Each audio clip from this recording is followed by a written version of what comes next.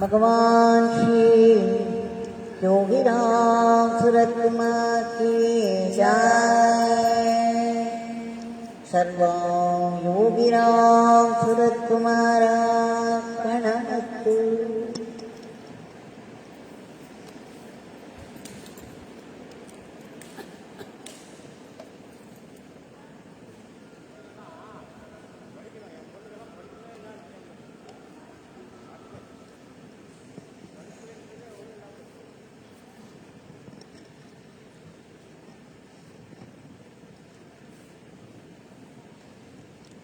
भगवान நம்முடைய ஆத்மார்த்தமான நன்றிகளோடு அவருடைய திவ்ய நாமத்தை சமர்ப்பித்து விட்டோம்.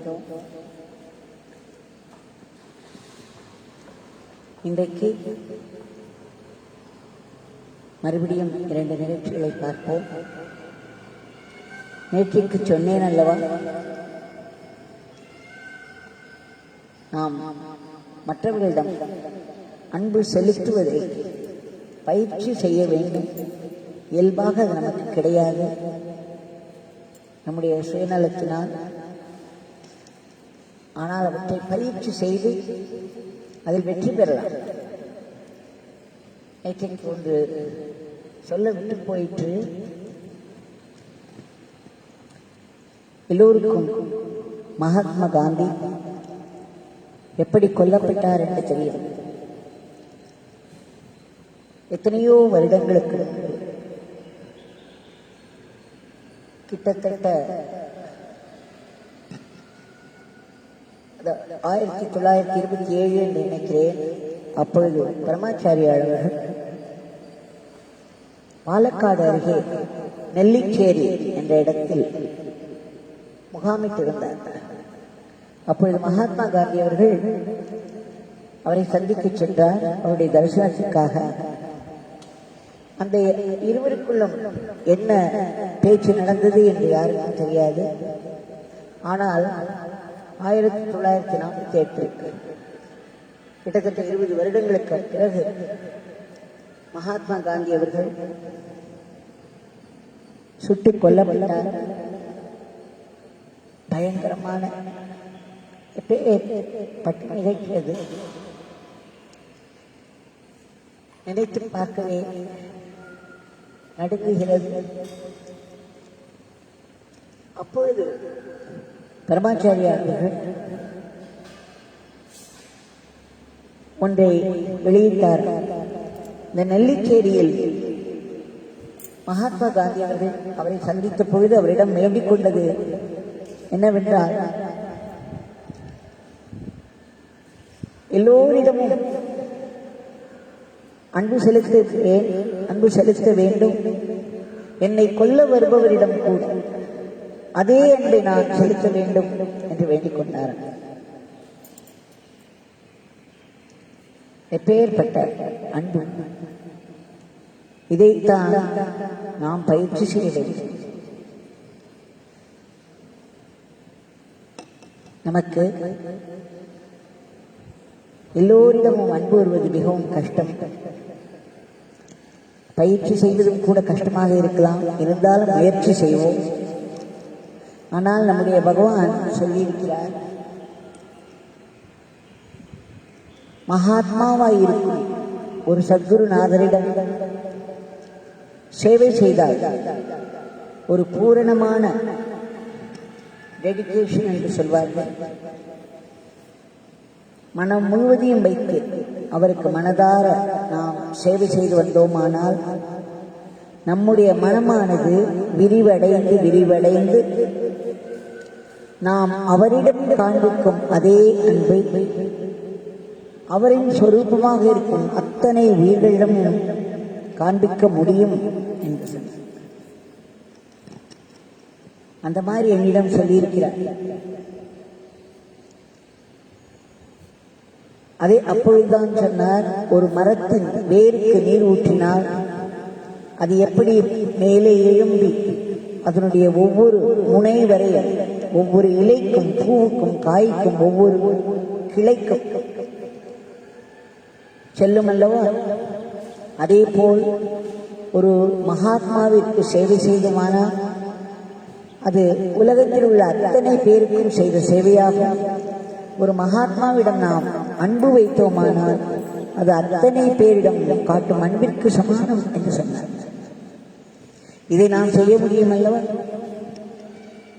பகவான் ஸ்தூலமாக நமக்கு கிடைக்க வேண்டும், அப்பொழுதுதான் சேவை செய்ய முடியும் என்று இல்லாமல் எங்கும் நிறைந்திருக்கும் நம் பகவான், எல்லாம் அறிந்தவர் நம் பகவான், எல்லாம் நல்லவர் நம் பகவான்.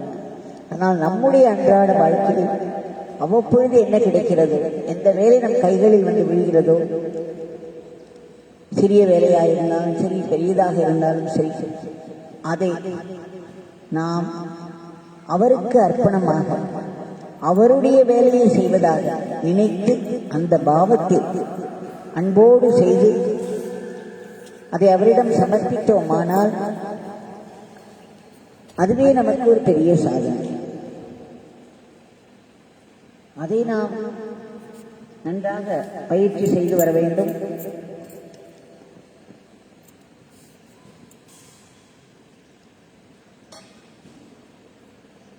இன்றைக்கு நாம் 2 நிகழ்ச்சிகளை பார்ப்போம்.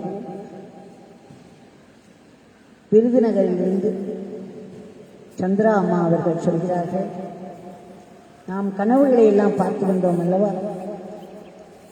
முதலில் எப்படி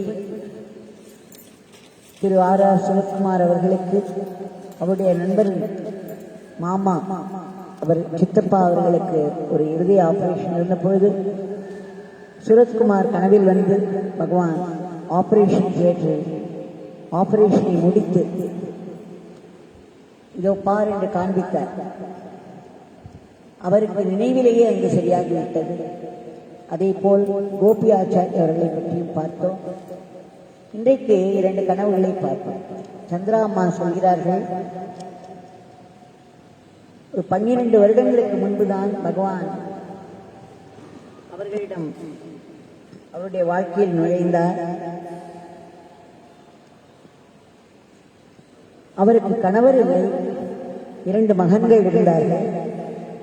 இளைய மகனை அவர் கோயம்புத்தூர் மெக்கானிக்கல் இன்ஜினியரிங் காலேஜில் சேர்த்திருந்தார்கள்.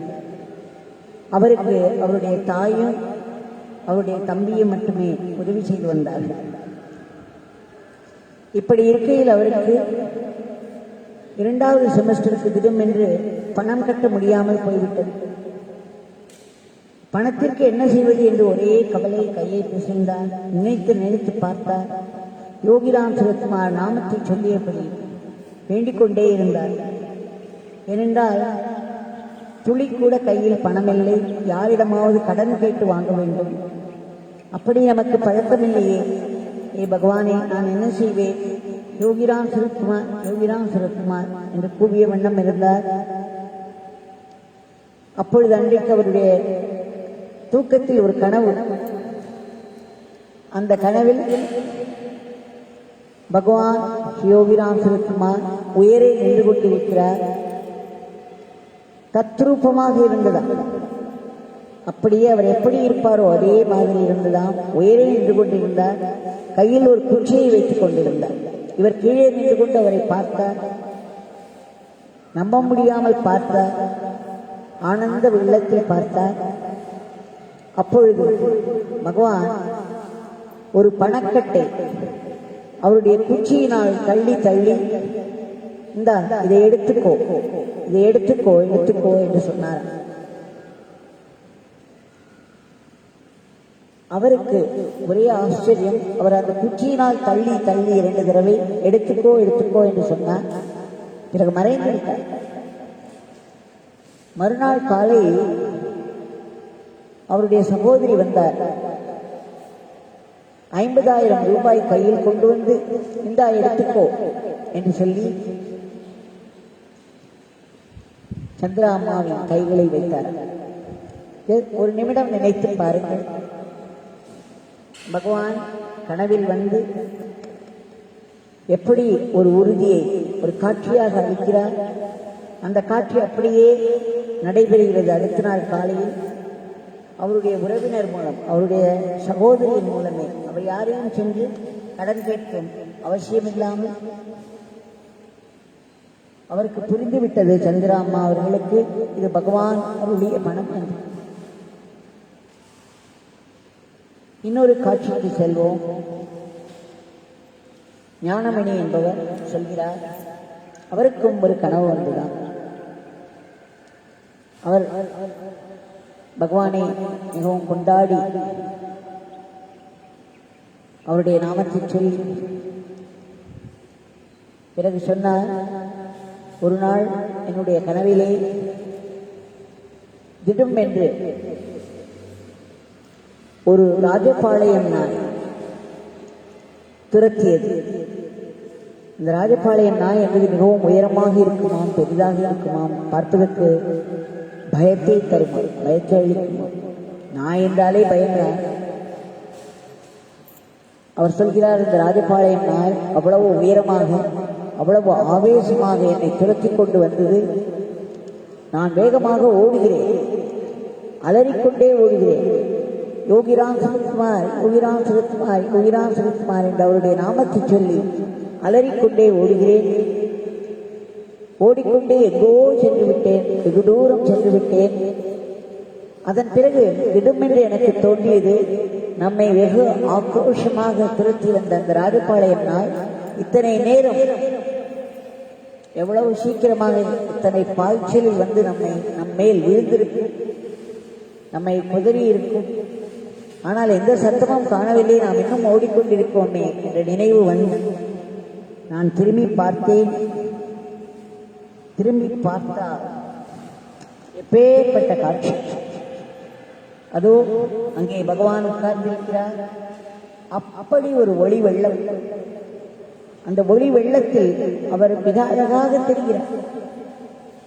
அது மட்டுமல்ல, அவர் கையில் ஒரு கயிற்றை வைத்திருக்கிறார்.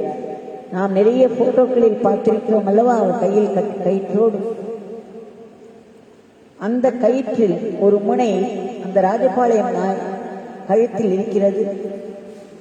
அதை இறுக பிடித்திருக்கிறார். அந்த கயிற்றை மிக இறுக கையில் பிடித்திருக்கிறார் அந்த ராஜபாளையம் நாய். அந்த பக்கம் இந்த பக்கம் செல்ல முடியாது. அவர் புன்னகைத்துக் கொண்டு ஒளி வெள்ளமாய் காட்சியளிக்கிறார். இதோப்பா, உன்னை துரத்தி வரும் துன்பங்களை எல்லாம் நான் எப்படி கடிவாளம் போட்டு துரத்தாமல் வைத்துக் கொண்டிருக்கிறேன் என்ற ஒரு அபயஹஸ்தம். அந்த அம்மா சொல்கிறார்கள், அந்த காட்சியை நான் மறக்கவே முடியாது. எப்பேற்பட்ட காட்சி, எப்பேற்பட்ட ஒளி, எப்பேற்பட்ட அடைக்கலம் தந்தார். ஒரு நிமிடம் உயிருக்கு ஆபத்து, பயந்து அலறிக்கொண்டு அவருடைய நாமத்தை சொல்லிக்கொண்டு ஓடுகிறேன். ஓடிக்கொண்டே இருக்கிறேன். திரும்பி கூட பார்ப்பது மறுபடியும் துரத்துகிறதா என்று கூட பார்க்கவில்லை. ஓடினேன் ஓடினேன், அலறிக்கொண்டே ஓடி வெகு தூரம் ஓடிதான் என்றேன். திரும்பி பார்ப்பார். அன்றைக்கு நான் அந்த கண்ட காட்சி அப்படியே என் கண்ணிலே இருக்கிறது. எப்பொழுது நினைத்தாலும் எனக்கு மயிர்ப்பு செடியும் நெய்சலித்து போவேன். என் கண்கள் ஆனந்த வெள்ளம் பெருகும். எனக்கு பகவான் இருக்கிறார், நான் எதற்கு கவலைப்பட வேண்டும்? எப்பொழுதும் அவர் என் கூட இருக்கிறார், அவருடைய நாமம் எனக்கு இருக்கிறது, அவர் எல்லாவற்றையும் பார்த்துக் கொள்வார் என்ற உறுதி எனக்கு வந்துவிட்டது. பகவான் என் கூடவே இருக்கிறார், என்னுடைய வாழ்க்கையை அவர்தான் நடத்திக் கொண்டிருக்கிறார் என்று சொல்லி முடித்தார். இது நம்ம எல்லோருக்கும் தான். அவருடைய நாமத்தை சொல்லி அலறுபவர். ஒரு துன்பம் நம்மை துரத்தி கொண்டு ஓடி வரும் பொழுது, நாம் செயலற்று திகைத்து போகும்போது அல்லது பயந்து அலறும் பொழுது அவருடைய நாமம் தானே நமக்கு கை கொடுக்கிறது. அது எப்படி கை கொடுக்கிறது என்பதை பகவான் மிக அழகாக ஒரு காட்சியில் அவருக்கு காட்டிவிட்டார். நமக்கு அந்த காட்சி கிடைக்கவில்லை என்றால் அது தரும் உறுதி நமக்கும் உண்டு. இதோ என் கையில் வைத்திருக்கிறேன், நான் அடக்கி அதை கட்டுப்பாட்டுக்குள் வைத்திருக்கிறேன், அது உன்னை துரத்தி வராது, பயப்படாது, அஞ்சேல் என நமக்கு அபயம் அளிக்கிறார்கள், அளித்துக் கொண்டிருக்கிறார். எத்தனை ஆயிரக்கணக்கான மக்களுடைய வாழ்க்கையில் அவருடைய நாமம் எப்பேற்பட்ட ஒரு அபயமாக நமக்கு திகழ்கிறது என்று அவரவர்களுக்கு தெரியும். ஒவ்வொரு இடம் நான் கேட்கும்போது சொல்கிறார்கள், அம்மா எத்தனையோ நடந்திருக்கிறது அம்மா, எதை சொல்வது எதை விடுவது எங்கு ஆரம்பிப்பது என்று தெரியவில்லை என்றுதான் சொல்கிறார்கள். எல்லோரும் ஒரே மாதிரி சொல்கிறார்கள், அவ்வளவு நடந்திருக்கிறது அம்மா எங்கள் வாழ்க்கையில், பகவான் எப்படியெல்லாம் எங்களை காப்பாற்றியிருக்கிறார், எதை சொல்வது எதை விடுவது. அந்த பகவான் இதோ நம் கண்ணெதிரே நின்று கொண்டிருக்கிறார். அவரிடம் இன்றைய பிரார்த்தனையை சமர்ப்பிப்போம். அந்த ராஜபாளையம் நாளை ஒரு கயிற்றால் கட்டி இழுத்து கையில் வைத்துக் கொண்டிருந்த மாதிரி இந்த ஒரு பெரிய ஒரு பேய், அசுரன், ராட்சசன், அந்த ராட்சசன் மட்டுமல்ல அவனுடைய குடும்பத்தார் அத்தனை பேரையும் பகவான் தங்களால் தான் அடக்க முடியும், தங்களால் தான் அழிக்க முடியும். தாங்கள் உடனடியாக குறிப்பிட்டு இந்த உலகத்தை, இந்தியாவில் இந்த கொடிய நோயின் பிடியிலிருந்து விடுவித்து மீண்டும் சகஜ நிலைக்கு திருப்ப வேண்டும். அந்த சகஜ நிலை தர்மத்தை ஒட்டியதாக இருக்க வேண்டும். மக்கள் மனத்தில் உள்ள பயத்தை அகற்றி எதிர்மறை எண்ணங்களை எல்லாம் நீக்க வேண்டும். வேகமாய் பரவிக்கொண்டிருக்கும் வியாதியை தடுத்து நிறுத்தி அதற்கான தடுப்பூசிகளில் தாங்கள் பூண்டு வேலை செய்து இந்த கிருமியை பூண்டோடு அழிக்க வேண்டும். ஆஸ்பத்திரிகளில் இடம் கிடைக்காமல், ஆக்சிஜன் கிடைக்காமல் தவித்துக் கொண்டிருக்கும் அத்தனை அன்பர்களுக்கும் தங்கள் கருணை வேண்டியதை செய்து கொடுத்து அவர்கள் உடல் நலம் தேடி நல்லபடியாக வீடு திரும்புவதற்கு தங்களிடம் பிரார்த்தித்துக் கொள்கிறோம். களத்திலே இறங்கி நோயை எதிர்த்து போராடி தங்கள் உயிரை பணயம் வைத்து மற்ற உயிர்களை காப்பாற்றிக் கொண்டிருக்கும் அத்தனை தொண்டர்களுக்கும் தாங்கள் பெரிய பாதுகாப்பையும் எல்லாவித நலனையும் அளிக்க வேண்டும். பொருளாதாரத்திற்கு ஒரு ஏற்றத்தை கொடுக்க வேண்டும். எல்லாவற்றுக்கும் மேல் எங்கள் மனதில் எத்தனை கஷ்டம் வந்தாலும் நம் பகவான் இருக்கிறார் நம்மோடு, அவருடைய நாமம் நம்மிடம் இருக்கிறது. அவர் அதை கடிவாளம் போட்டு துன்பங்களை நம்மிடமிருந்து அகற்றி விடுவார் என்ற உறுதி நமக்கு தேவைப்படும் பொழுது, பணக்கஷ்டமோ மனக்கஷ்டமோ வரும் பொழுதெல்லாம் பகவான் ஏதோ ஒரு விதத்தில் நமக்கு உதவி கிடைக்கும்படி செய்து விடுவார் என்ற பல விதமான அஷூரன்ஸ், உறுதி நமக்கு பகவானிடமிருந்து மற்ற பக்தர்களுக்கு கிடைப்பதை வைத்துக் கொண்டு நாமும் அதை சதா மனதில் இருத்தி நமக்கு ஒரு பாதுகாப்பு உணர்வை பெற வேண்டும். தங்களுடைய நாமத்தை நாங்கள் இடைவிடாது சொல்லிக் கொண்டிருக்க வேண்டும். தங்கள் கைகளில் மட்டுமே கருவியாக, ஒரு சிறந்த கருவியாக செயல்பட்டு அவரவர்கள் வாழ்க்கையை செவ்வனே செய்து கொண்டிருக்க வேண்டும்.